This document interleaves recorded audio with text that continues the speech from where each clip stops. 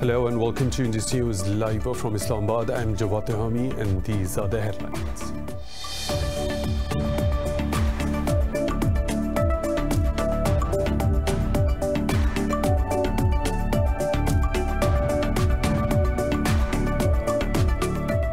Pakistan's Prime Minister Imran Khan says the extremist Hindutva ideology in India has jeopardized peace in the region.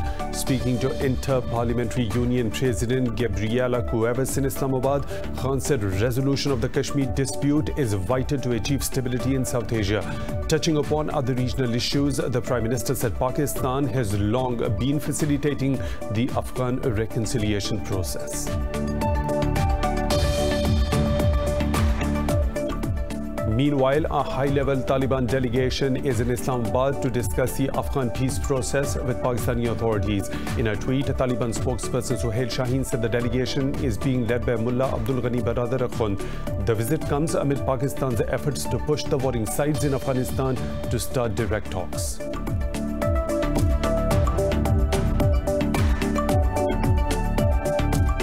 The Organization of Islamic Cooperation says relations with Israel can't be normalized until it ends the occupation of Palestinian lands. In a statement, OIC Secretary General Yusuf Al-Uthaymeen called for a just solution to the Israeli-Palestinian conflict.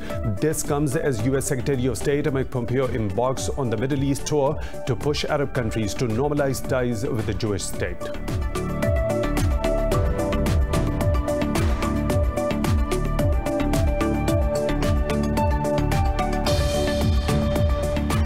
In the Philippines, 15 people have been killed and over 70 wounded in twin explosions in the southern town of Jolo. The military said one of the blasts was caused by a homemade bomb planted on a motorcycle. There has been no immediate claim of the responsibility.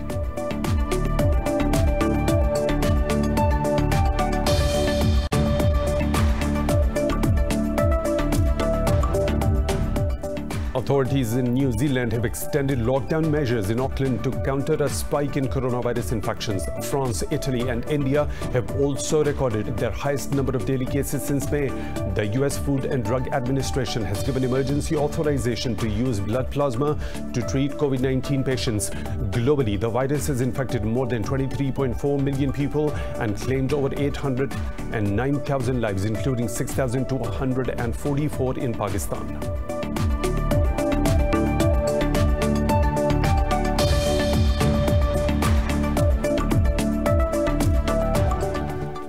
Those were the headlines and detailed stories right after a short break.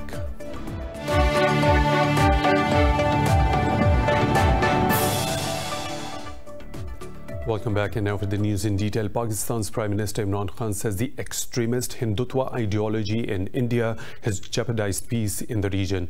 Speaking to Inter-Parliamentary Union President Gabriela Cuevas in Islamabad, Khan said the resolution of Kashmir dispute is vital to achieving stability in South Asia. The Prime Minister urged the international community to help resolve the conflict. Touching upon other regional issues, he said Pakistan has long been facilitating the Afghan reconciliation process. Khan also highlighted the unprecedented global health and economic challenges posed by the COVID-19 pandemic. The Prime Minister said his government's smart lockdown policy has proved successful in containing the outbreak in the country.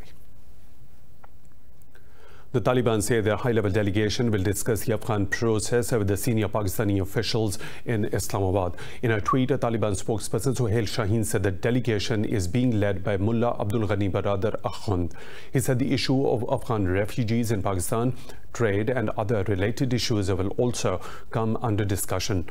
Meanwhile, Pakistan's Foreign Office spokesperson Zahid Hafiz Chaudhary said the Taliban are visiting on Islamabad's invitation.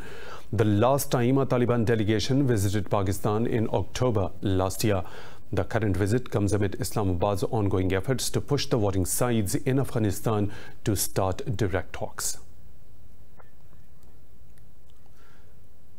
For more on this, we are joined by former Ambassador Asif Durrani. Thank you for your time. How do you think it is significant, this particular visit, when the warring sides in Afghanistan are on the brink of holding long-awaited peace talks?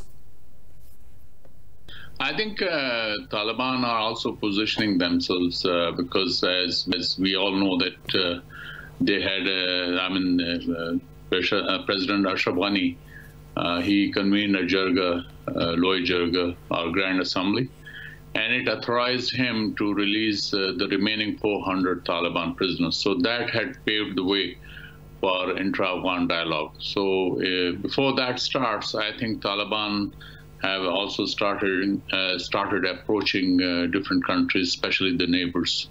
So in that respect, they are visiting Pakistan also. They have been to Iran, and I think they are likely to visit China and Russia. Yes. So, Mr. Durrani, will this visit help remove the remaining obstacles to the peace process aimed at ending the decades-long war in Afghanistan? I don't think this visit will remove the hurdles, because neighbors are not a hurdle in per se, because it's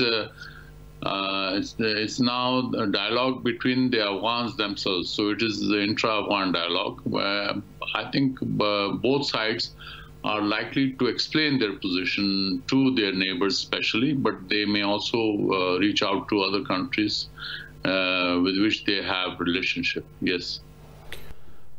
So, Mr. Durrani, as a neighbor, Pakistan played a vital role in bringing the warring sides on the negotiating table, and that resulted into the signing of the historic Doha peace deal. So what do you say about that? Correct. Pakistan facilitated these dialogues. Pakistan has been, as far as I know, has been pleading with the Americans that if you want peace, then you cannot ignore the stakeholders. And Taliban are no doubt our stakeholder in this whole Afghan gamut. So that's how Pakistan could, because of its past association with the Taliban, and they were in touch, so they could properly guide the Americans that how to go about it. And the rest, the dialogue part, was done by the Americans themselves. Same is the case with regard to the existing situation. Pakistan is in touch with all Afghan groups. Pakistan has facilitated in the past as well. So in that respect, and I'm sure that having learned the lesson in the previous, episodes, so Pakistan has learned a lesson, and Pakistan would not like to play favorites. If they do that, then I think that won't be to our advantage, because peace in Afghanistan is of prime importance for Pakistan, and that is very important. So in that respect, facilitation is the job which Pakistan will be doing, and it should do. Yes. Mr. Durrani, thank you very much for your time. I would really appreciate that. And for more on this, we are joined by analyst Mr. Rahimullah Yousafzai. Mr. Yousafzai, thank you for your time at Indus News. The Taliban say they are visiting Pakistan. So what do you think the two sides have to seek to achieve through this visit? The invitation has been given by Pakistan, and Taliban have accepted it. So this is fairly important. High-level delegation led by the deputy leader of Taliban movement, Mullah Abdul Ghani Biradar, who is also the head of the Taliban Political Commission Office in Qatar. So I believe that the discussion would be focused, number one, on trying to remove the hurdles in starting the intra-Afghan dialogue. Secondly, I think they will be talking about the completion of the exchange of prisoners. That has been the biggest hurdle, and it's primarily the hurdles are being created by the Afghan government. So I think that Pakistan will try to help. The U.S. also is making its efforts to remove those hurdles.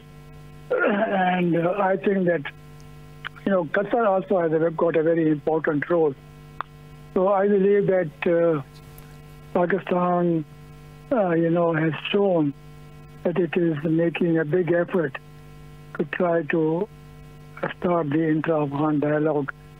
And this is one indication that, we have been inviting Taliban delegation to Pakistan. The last time when Taliban came here, that was also very important, because there was a hurdle. At that time, in the dialogue, in the negotiation between the U.S. and Taliban. And Pakistan was able to remove those hurdles, and then the talks resumed. And finally, in February, the Doha peace agreement was made. So, Mr. Yousafzai, how instrumental has Pakistan's role been in bringing the Afghan peace process to this particular point when all the stakeholders are willing to talk out a political solution? Pakistan's role has been critical, and Taliban also trusts Pakistan. And the Afghan government has reservations about Pakistan's role. The U.S. is very keen that Pakistan should play a more, significant role in trying to remove the hurdles. So Pakistan, has been trying to help the U.S. It is also keen to help the Afghan government. But somehow, the Afghan government believes that Pakistan is doing it for its own interest and not for the sake of peace in Afghanistan. So that kind of misgivings have to be removed. And it's not going to be easy. The Ashraf Ghani government initially said that they were not part of the peace agreement with Taliban, and the U.S. made that commitment for the release of Taliban prisoners. So Ashraf Ghani refused to release the prisoners. Then he said, okay, they will release them, but not all of them, especially 400 who they thought were involved in heinous crimes, and they have been convicted. But now they have released 80, still they have to release the remaining 320. So I think the Afghan government has been creating hurdles, and Ashraf Ghani said he has no authority to release all these convicted Taliban prisoners. But then he called this consultative lawyer, which actually gave the go-ahead that all of these prisoners should be released. But even now, this has not happened. And now there are hurdles being created by France and Australia, although they must have known since long that these Taliban prisoners, who they allege have killed French and Australian soldiers, they would be released as part of the exchange of prisoners deal. So I think that, Taliban have done their part of the deal. They have released 1,000 government prisoners, but the Afghan government is still dragging its feet, and that hurdle needs to be removed. Otherwise, the intra-Afghan dialogue will not start. Mr. Yousafzai, thank you very much for talking to Indus News. I really appreciate that. Now, moving on, the Organization of Islamic Cooperation said relations with Tel Aviv can't be normalized until Israel ends its occupation of the Palestinian lands. In a statement, OIC Secretary General Yusuf al-Uthaymeen called for a just solution to the Israeli-Palestinian conflict. He called on the establishment of the viable Palestinian state with the East Jerusalem as its capital. The Secretary General said the OIC supports Palestinians' right to self-determination. This comes as U.S. Secretary of State Mike Pompeo embarks on the Middle East tour to push Arab countries to normalize ties with the Jewish state. He met with Israeli Prime Minister Benjamin Netanyahu and Defense Minister Benny Gantz in Jerusalem. The two sides praised the U.S. brokered deal as a milestone towards bringing stability to the region. Israel is the first stop on Pompeo's 5-day Middle East tour, which includes visits to several Gulf Arab states and Sudan. Israeli warplanes have attacked the Gaza Strip in another night of intense violence. The Israeli Defense Ministry says it struck Hamas's military posts and underground structure in retaliation to incendiary balloon attacks. No casualties have been reported from the raids so far. Eyewitnesses say at least 2 airstrikes hit a point belonging to the Izz-ad-Din al-Qassam brigades in southeastern Gaza. Tensions have been rising for over a week, with Israel accusing Hamas of firing rockets and launching bundles of incendiary balloons across the border.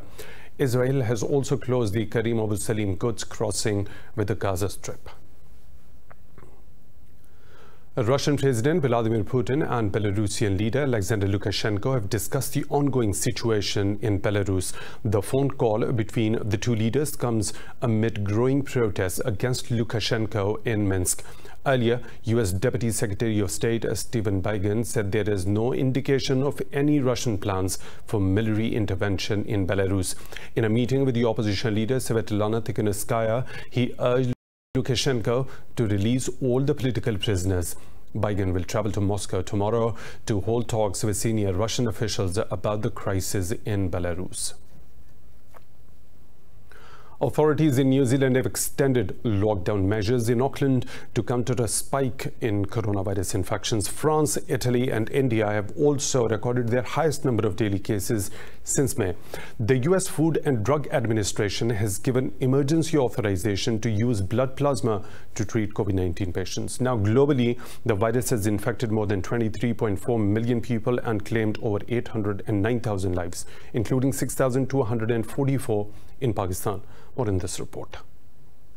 COVID-19 is ripping through India, killing nearly 1,000 people every day as the world desperately awaits a working vaccine. The disease appears to be somewhat slowing down in Latin America, with daily deaths declining in Brazil and Mexico. As the pandemic continues to ravage the U.S., the state of Iowa has reported its first child death due to the complications from coronavirus. President Donald Trump says FDA's approval for the convalescent plasma treatment will help slow down the death rate. And it has proven to reduce mortality by 35%.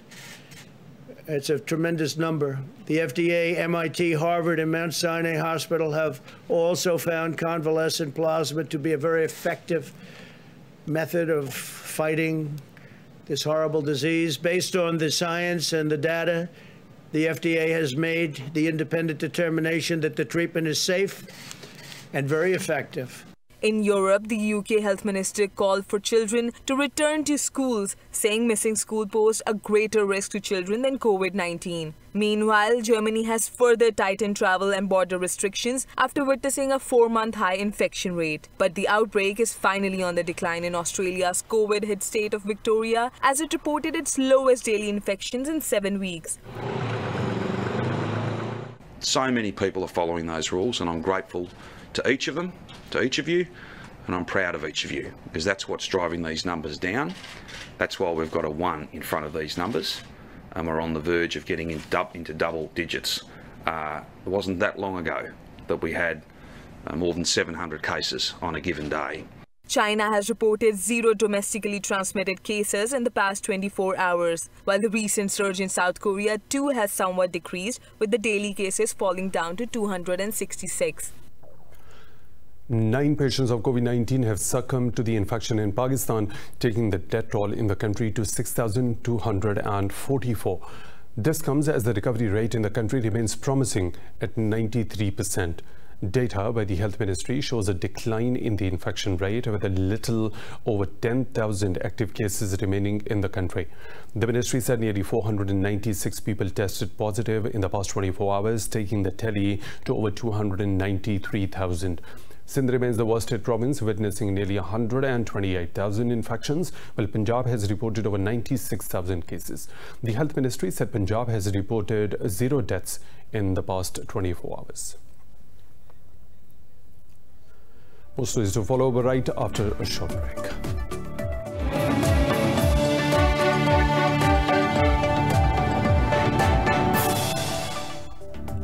Welcome back. Pakistan's Army Chief General Qamar Javed Bajwa says peace has returned to the tribal areas of the country. He said this while visiting troops along the border with Afghanistan in North Waziristan. The Army Chief stressed the need for collective efforts by the civil administration and security forces to retain the hard-earned normalcy. He hailed local people for their support against terrorism and vowed to thwart any attempt to reverse the gains of anti-terror operations.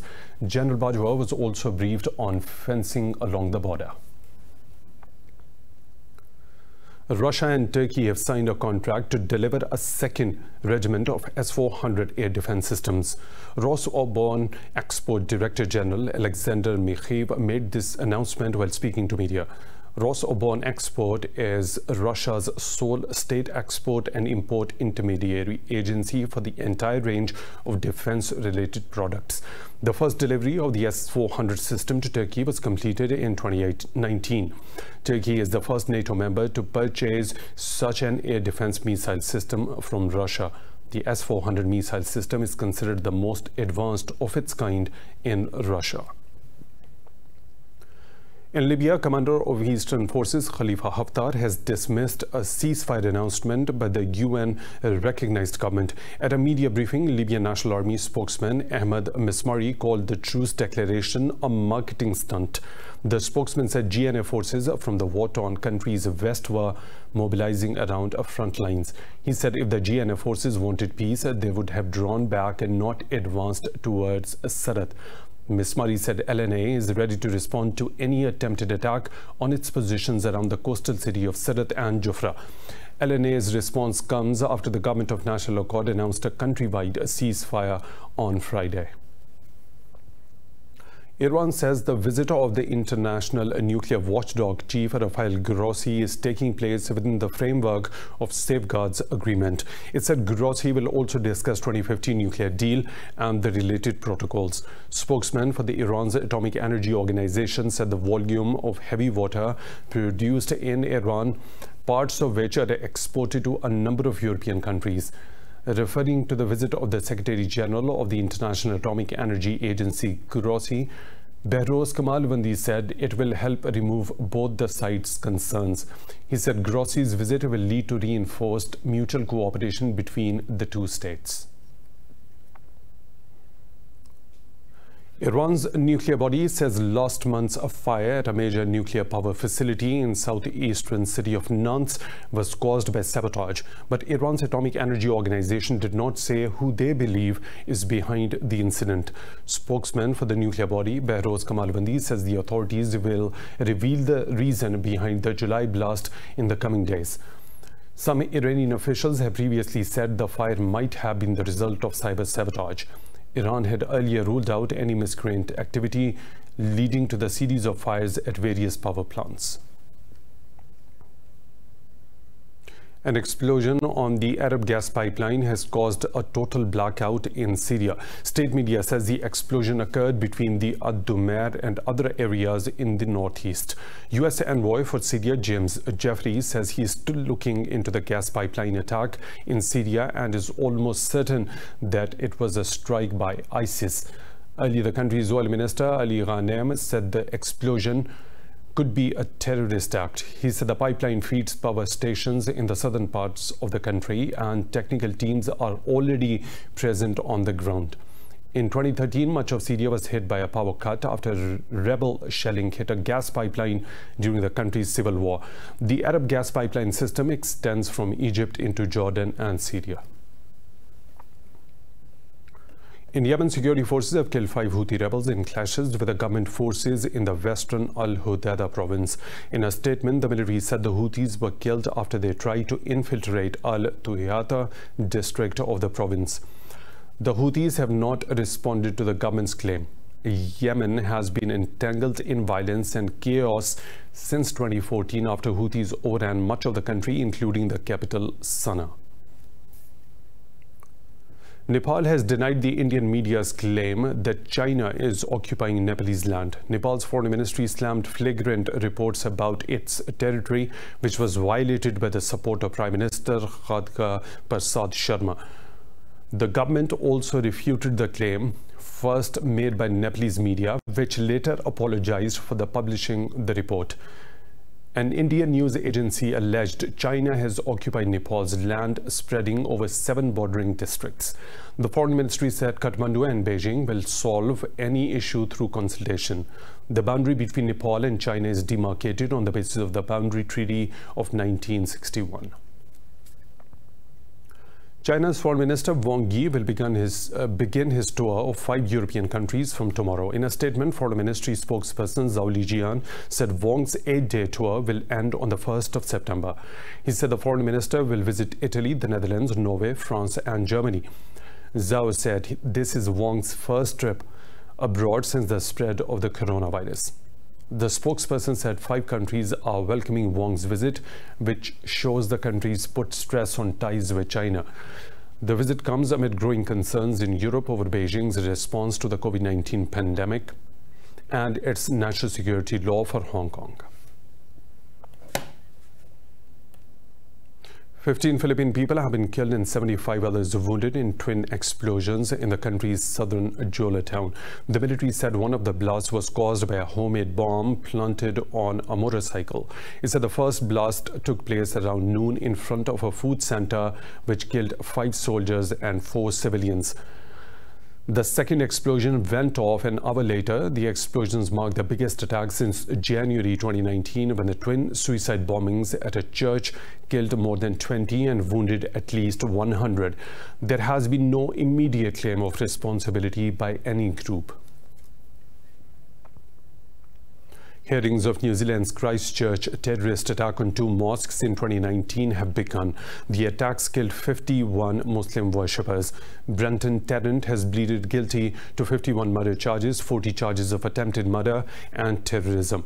At the start of the hearing, the court was informed that Tarrant wanted to target a 3rd mosque in the area as well. Tarrant is representing himself in court as the survivors and relatives of the victims attend the hearings. New Zealand's High Court will announce his prison term later this week. In Mali, the junta says its transitional body will rule the country for 3 years despite growing calls for reversal of the civilian government. In a statement, it said the transitional government will have a military president and an administration comprised of mostly soldiers. But it agreed to release officials it detained during last Sunday's coup that toppled President Ibrahim Boubacar Keïta's government. Earlier, the country had witnessed months-long protests against the president. Meanwhile, West African leaders are holding talks with the military junta for the stabilization of the country in Bamako. The UN Migrant Agency says the Libyan Red Crescent has retrieved the bodies of 22 migrants of the coastal town of Zawara. IOM's Libya mission chief, Federico Soda, said the deaths are the result of the hardening policy towards people fleeing conflict and extreme poverty. Officials say the retrieved bodies were all African males, but they said the nationalities of the victims were unknown. Earlier on Wednesday, the UN aid agency said dozens of migrants and refugees had perished off Libya in the deadliest shipwreck so far this year. The latest tragedy brings the death toll to 302 migrants and refugees known to have perished on the route this year. Torrential rain triggered flash flooding in Turkey's northern Black Sea region has killed 6 people, while 10 others are missing. In a statement, Interior Minister Süleyman Soylu said search and rescue operations are underway to find those missing. Soylu said power has been restored to some areas, but the damage to infrastructure is extensive. Turkey's Disaster and Emergency Management Presidency said 157 people have so far been rescued from the flood-stricken areas. President Recep Tayyip Erdogan offered condolences to the families of the victims. Pakistan Embassy in Ankara has also offered condolences to the Turkish government over the loss of lives. In the U.S., wildfires in California continue to rage on after killing 6 people and displacing over 175,000. The worst wildfires in the state's history have been fueled by high temperatures and lightning strikes. California Department of Forestry and Fire Protection said over 1 million acres of land and 700 buildings have been destroyed so far. It said more fires appear to ignite as more lightning storms are expected this week. President Donald Trump offered condolences to the victims and approved a disaster declaration as the state battles 24 major wildfires. Yesterday, I approved a major disaster declaration for California. Spoke to Governor Newsom as they battle 2 of the worst wildfires in the history of their state. That continues. The federal government has already deployed over 26,000 first responders and personnel to battle the wildfires. We're working very closely with the governor. Wildfire has warned the blaze also threatens the capital Sacramento and San Francisco Bay Area. Now moving on, a tropical storm is heading towards the U.S. after killing 10 people in the Dominican Republic and Haiti. Marco, a storm traveling over the Gulf of Mexico, has become a hurricane, while another tropical storm, Laura, is on course to cross over the same route. The storms have forced thousands of coastal residents in the U.S. Louisiana state and Cuba to flee, while flooding roads in Haiti. U.S. President Donald Trump has issued a disaster declaration for Louisiana as it braces for Hurricane Marco. He said both the scope and the pace of the hurricane is unprecedented and can bring significant damage across the Gulf Coast. This is somewhat unprecedented, the scope of the storms and also the fact that they come so quickly after one another. Both storms have the potential of gathering strength before they make landfall and could cause significant damage across the Gulf Coast and also in Puerto Rico. The two storms simultaneously working their way in the region is a rare weather event that can wreak havoc with damaging winds, rains and storm surges. Now moving on, China's wedding dress industry, the world's largest, has borne the brunt of coronavirus pandemic. The sales have reduced to small percentages of their earlier mark, and wholesalers anxiously wait for an end to the pandemic. More in this report. The COVID-19 pandemic brought life to a standstill all over the world. Economies crashed and businesses stumbled as couples had to delay their day-to-day plans and reconsider their special events. This brought a huge negative impact on the wedding industry worldwide. A wholesale wedding gowns market in Chinese city of Suzhou is one of the world's largest bridal goods exporters, but the pandemic restrictions brought the industry's sales to zero.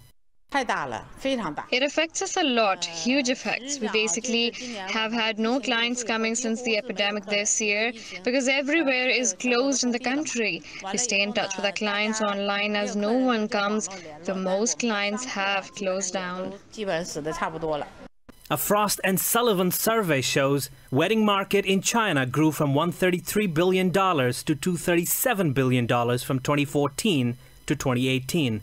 By 2023, the industry was expected to cross $434 billion worth limit. But this growth trajectory was interrupted with the detection of first coronavirus case in Wuhan in November last year. Now there are much fewer overseas orders, not even 10%. I hope that the epidemic abroad can get under control, which will allow wedding dress studios to reopen. That can in turn drive consumption. Although the restrictions have started easing up and larger wedding gatherings are allowed in China, but the orders have not resurged to previous peak levels.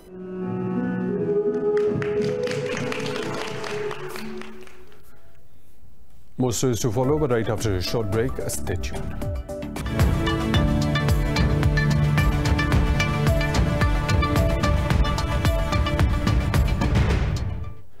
In the United States, the S&P 500 and the Nasdaq hit an all-time high after the FDA approved the emergency use of blood plasma in treating COVID-19 patients. This move comes ahead of the Republican National Convention, where President Donald Trump will be nominated to lead his party for 4 more years. Last week, the S&P 500 and the Nasdaq Composite closed at record levels on bets that tech companies will emerge stronger from the pandemic. The Dow Jones Industrial Average, however, is still about 5% below its February peak. Meanwhile, crude oil prices nudged higher as storms bore down on the Gulf of Mexico, shutting more than half of the region's oil production.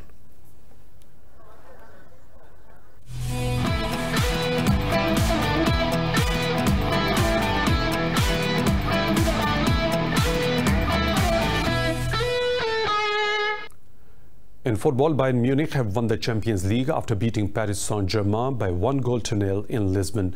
Midfielder Kingsley Coman scored a 59th minute winner to secure the 6th title for the German side. After a goalless first half, Coman settled a tense affair with a header at the far post from Joshua Kimmich's cross. PSG's Neymar and Kylian Mbappe were frustrated by Bayern keeper and man of the match Manuel Neuer when they had the best of the first half chances. The French side also lacked in possession with just 38% of the ball captivity. Bayern has also become the first team to win the trophy by winning every Champions League game in a single campaign.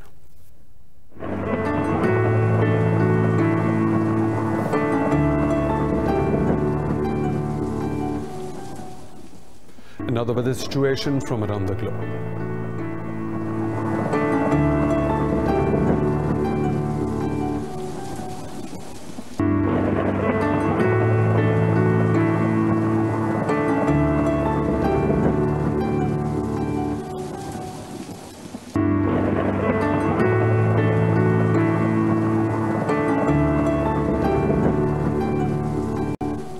And that is all for now. With the latest updates, you can follow us on social media at Indus.News.